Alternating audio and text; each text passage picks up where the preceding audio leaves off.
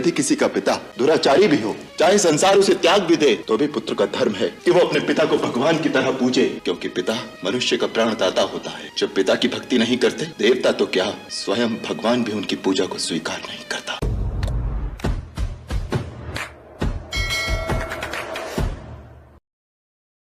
दोस्तों, ये जो क्लिप आपने देखी, ये बहुत ही पॉपुलर जो सीरियल था 1980s में आता था, रामायण, वहाँ से ली गई है।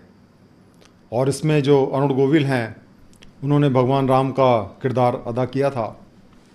और जैसा कि आपने देखा कि ये जो मैसेज उन्होंने दिया है, उस मैसेज में उन्होंने ये कहा है कि हमें पिता की भक्ति करनी चाहिए, मतलब कि आंख बंद करके जो भी वो कहते हैं उसको हमें मान लेना चाहिए, हमें उन्हें क्वेश्चन नहीं करना चाहिए। अगर पिता व्यभिचारी भी हों, मतलब वो बुरे चरित्र के हों, उन्होंने कोई भी क्राइम किया हो, कुछ भी किया हो, तब भी हमें उनको भक्ति करनी चाहिए, मतलब केवल उनको हेल्प नहीं करना चाहिए, भक्ति करनी चाहिए उनकी। तो क्या ये बात सही है? और उसका कारण जो है उन्होंने जो दिया है भगवान राम ने इस सीरियल के हिसाब से, वो ये है कि पिता जो है वो मनुष्य को पैदा करता है, उसका दाता होता है। तो दोस्तों, क्या माँ जो है उसकी दाता नहीं होती है? क्या केवल पिता ही पैदा करता है?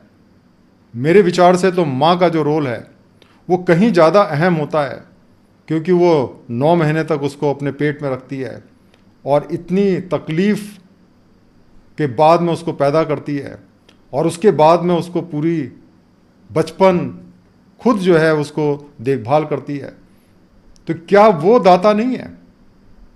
लेकिन जो पुरानी मान्यताएं हैं उसके अंदर स्त्रियों को वो सम्मान नहीं दिया गया, माताओं को वो सम्मान नहीं दिया गया, और पिता जो है वो सबसे सर्वश्रेष्ठ माना गया है। और यहाँ तक कि पिता जो भी कहे, हमें उसको आंख बंद करके मानने की सलाह दी जाती है।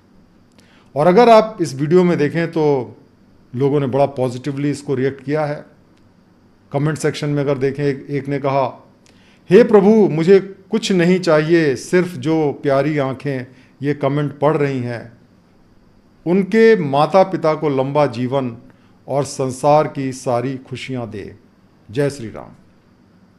एक ने लिखा कि बहुत कुछ सीखने को मिलता है रामायण से, जय श्री राम।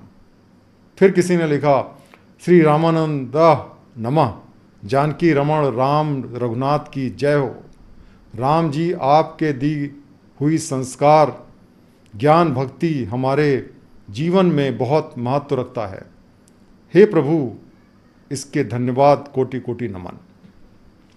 दोस्तों, ये जो मैसेज हम धर्म ग्रंथों के माध्यम से, पॉपुलर टीवी सीरियल्स के माध्यम से भगवान के द्वारा जो हम कहलवाते हैं, उसका जनता पे बहुत गहरा असर पड़ता है, क्योंकि वो उसको सच मान के बैठते हैं, उस पर वो क्वेश्चन नहीं करते। लेकिन आज के समय में मान्यताएं बहुत बदल गई हैं। हजारों साल पहले ये एक आम बात हुआ करती थी कि पिता ने जो कह दिया उसको आपको आंख बंद करके फॉलो करना है, क्योंकि सारी पावर पिता के हाथ में होती थी, और वो अगर चाहे तो आपको पावर दे, चाहे ना दे। आज समय बदल गया है। लेकिन अगर हम उसी या उसके भी पहले के समय की बात करें तो परशुराम जी के जीवन से भी हमें इसी तरीके का मैसेज मिलता है। परशुराम, जैसा कि हम जानते हैं, भगवान विष्णु के 6ठे अवतार माने जाते हैं। उनके पिता का नाम जमदग्नि था और माँ का नाम रेणुका था। उनके 4 बड़े भाई थे। एक बार क्या हुआ कि जब पुत्र जो है वो किसी काम से जंगल चले गए, तो उनकी माता जो रेणुका थी वो स्नान करने गई, और जब वो स्नान करके आश्रम को लौट रही थी तो वहाँ पे राजा चित्ररथ को उन्होंने जल विहार या जल में खेलते हुए देखा, और उनका मन विचलित हो गया, मतलब वो अट्रैक्ट हो गई। फिर जब वो वापस आई तो उनका जो हाव भाव था, उनकी जो बॉडी लैंग्वेज थी, उससे महर्षि जो थे, जमदग्नि जो है, उनको पता चल गया कि कुछ ना कुछ गड़बड़ है, या उनको पता चल गया कि इन्होंने क्या किया है। कुछ दूसरे जो इसके वर्जन है उसके हिसाब से वहाँ पे गंधर्व राज और अप्सराएं जो हैं वहाँ पे क्रीड़ा कर रही थी, खेल रही थी, और उससे वो अट्रैक्ट हो गई थी, और हवन पे वो सही समय पे जल लेके नहीं पहुँच सकी। अब देखिए, ये इतना बड़ा सीरियस ऑफेंस हो गया कि जो परशुराम जी के पिताजी थे वो बहुत गुस्सा हो गए और उन्होंने जो परशुराम जी के 4 बड़े भाई थे, जिनका नाम रुक्म वान था, सुशेषु था, वसु था और विश्वावसु था, उनको उन्होंने कहा कि माँ का वध कर दो, ख़त्म कर दो, मर्डर कर दो। लेकिन उन सब लोगों ने इस बात से मना कर दिया, क्योंकि उन्होंने कहा कि हम माँ का मर्डर नहीं कर सकते, उनको हम वध नहीं कर सकते। और इससे जो है, जो महर्षि हैं, जो परशुराम जी के पिताजी थे, वो इतना नाराज़ हो गए कि उन्होंने श्राप दे दिया और उनकी जो विचारने की शक्ति थी उसको ही ख़त्म कर दिया। तभी वहाँ पे परशुराम जी आ गए और उनको जब ऑर्डर दिया गया तो उन्होंने तुरंत अपनी माँ का सर काट दिया। और उससे जो महर्षि थे जमदाग्नि, वो बहुत खुश हो गए और उन्होंने कहा कि तुम वर मांगो, तुम्हें क्या चाहिए। तो परशुराम ने 3 वरदान मांगे। पहले वरदान से उन्होंने अपनी माँ को जीवित किया, दूसरे वरदान से जो श्राप था भाइयों के लिए उसको ख़त्म किया, और तीसरे वरदान से उन्होंने ये कहा कि मुझे कभी युद्ध में कोई हरा ना पाए। तो दोस्तों, ये जो उन्होंने अपनी माता का वध किया वो एक बहुत ही सीरियस ऑफेंस है। और जैसा कि कहा गया है पुरानी पुस्तकों में या जो धर्म ग्रंथ हैं कि उन्होंने फिर शिव की उपासना की और फिर वो माँ की हत्या से, उसका जो पाप था उससे मुक्त हो गए। तो आपने दोस्तों यहाँ पे भी देखा कि पिता के कहने पे अगर बेटा जो है आंख बंद करके माँ का मर्डर ना करे तो वो भी बहुत ही सीरियस ऑफेंस माना जाता है।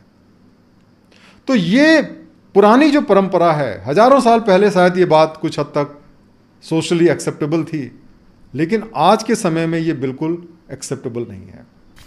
दोस्तों, पुरानी जो सोसाइटीज़ और आज भी हमारे देश में बहुत जगह पे ऐसा है और पूरी दुनिया में है, जिनको हम पैट्रियार्कल सोसाइटीज़ कहते हैं या पितृसत्तात्मक सोसाइटी कहते हैं। ये जो सोसाइटी होती है, इसके अंदर फादर का जो रोल होता है, फादर की जो इम्पोर्टेंस होती है, वो मदर से बहुत ज़्यादा होती है। मदर फादर का बराबर का स्टेटस नहीं होता है। और यहाँ पे ये कहा जाता है कि आपको फादर की वर्शिप करनी चाहिए, उसकी ब्लाइंडली उसके ऑर्डर को फॉलो करना चाहिए। जबकि माँ, जो कि असली में अगर बच्चा पैदा होता है तो उसके लिए इतना तकलीफ झेलती है, उसको उन्होंने सबऑर्डिनेट रखा हुआ है। पुरुष का जो स्थान है वो महिलाओं से बहुत ऊपर रखा गया है। और इससे जो रिसोर्सेज होते हैं, अपॉर्चुनिटीज़ हैं, पावर हैं, वहाँ पे जो मेल्स हैं और फीमेल्स हैं उसके बीच में बहुत ज़्यादा डिफरेंस रहता है।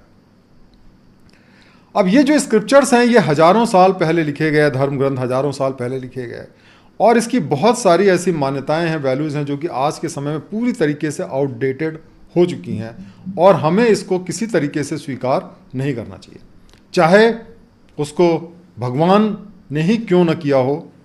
अगर वो बातें सही नहीं हैं तो हमें उसको नहीं मानना चाहिए। तो दोस्तों, ये जो आज का आपने देखा, भगवान राम का वीडियो देखा, फिर परशुराम के बारे में जो हमने बताया, इन सब चीज़ों से हमें ये सीखना चाहिए कि जितने भी धर्म ग्रंथ हैं उसमें जो बातें लिखी गई हैं वो आज का आदर्श नहीं हो सकते हैं।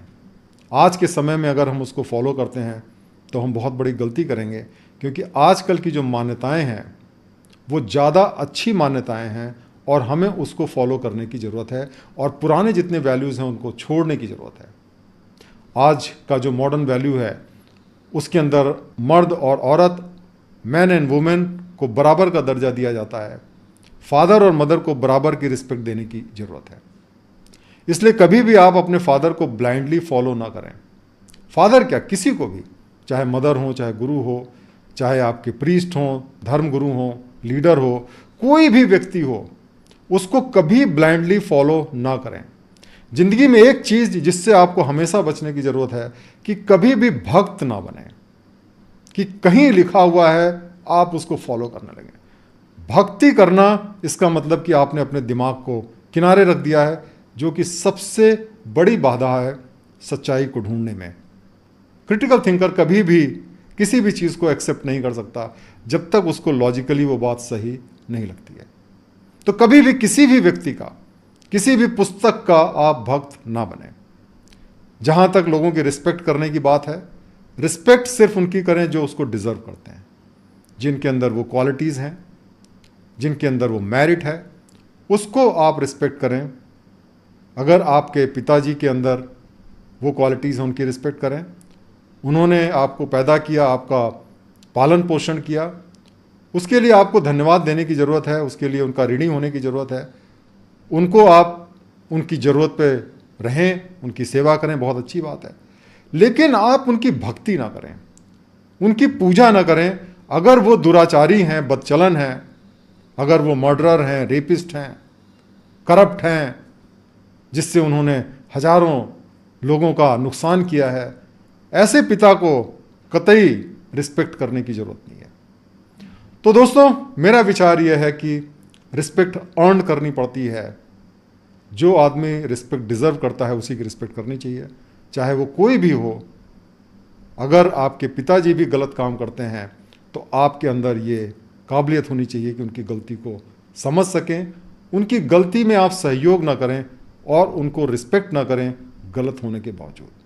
तो मुझे उम्मीद है दोस्तों कि आज का लेसन आपको समझ में आया होगा, आपने समझा होगा इस बात को कि हमें क्रिटिकल थिंकिंग को हमेशा फॉलो करना चाहिए। सही और गलत का फैसला हमें अपने दिमाग से करना चाहिए। और कोई भी व्यक्ति दुनिया में हो, किसी भी धर्म ग्रंथ से कोई बात कही जाए, कभी उसको ब्लाइंडली फॉलो ना करें, अपना दिमाग हमेशा लगाएं, क्योंकि तभी आप सच को जान पाएंगे और सही रास्ते पे चल पाएंगे। बहुत बहुत धन्यवाद।